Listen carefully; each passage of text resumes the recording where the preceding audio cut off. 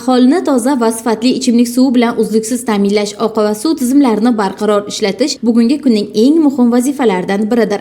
Bu borada Surxondaryo suv ta'minoti aksiyadorlik jamiyati jamoasi tomonidan tizimni modernizatsiya qilish, xizmatlar sifatini oshirish hamda iste'molchilar uchun yanada qulay shart-sharoit yaratish yo'lida izchil ishlar amalga oshirilmoqda. Bugungi kunda korxona tizimida 158 nafar yosh mutaxassis faoliyat yuritmoqda. Ular zamonaviy bilim va innovatsion yondashuvlarni amaliyotga tatbiq etib, ichimlik suvi hamda oqova suv xizmatlari sifatini yanada yaxshilashga munosib hissa qo'shib kelmoqda.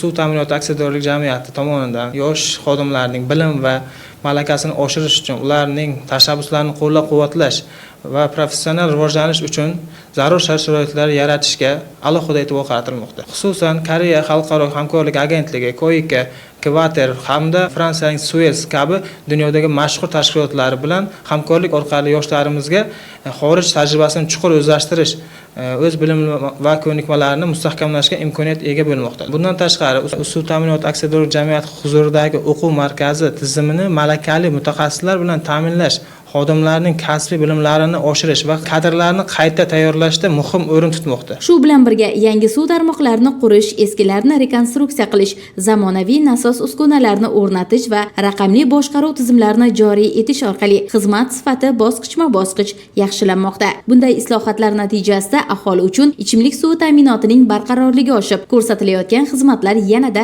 shaffof va qulay tus olmoqda. Kadrlardagi tashabbuskorlik va mas'uliyat tufayli sohada yangi texnologiyalarni joriy etish, xizmat ko'rsatish samaradorligini oshirish hamda aholining murojaatlariga tez javob qaytarish tizimi takomillashib bormoqda.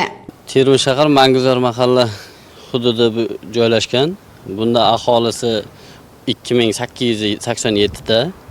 O'shandan xonadonlar, domlarda hozir to'lovlar har oyda qilinishi kerak. Hisoblash ko'rsatkichlari o'z vaqtida biz kiritishga harakat qilyapmiz. Abonentlarga o'zini bazaga nomerlarini biriktirib, shaxsiy kabinet orqali hisoblagichda o'z vaqtida paketini kiritish jarayonlarini o'rgatib bormoqdamiz. Hududda joylashgan 2800 tadan 880 ta xonadon 1 milliondan yuqori qarzdorligi mavjud salki. O'rganish ishlari olib borilmoqda.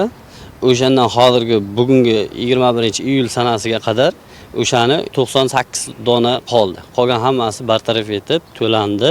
Eng muhimi, bugungi o'zgarishlarning markazida inson manfaatlari turibdi. Sohada faoliyat yuritayotgan yosh mutaxassislarning bilim va salohiyati, xalqaro tajriba hamda zamonaviy texnologiyalarning uyg'unligi kelgusida ham Surxondaryo aholisini sifatli ichimlik suv bilan ta'minlash, ekologik barqarorlikni mustahkamlash hamda xizmat ko'rsatish sifatini yangi bosqichga olib chiqishda muhim o'rin tutadi.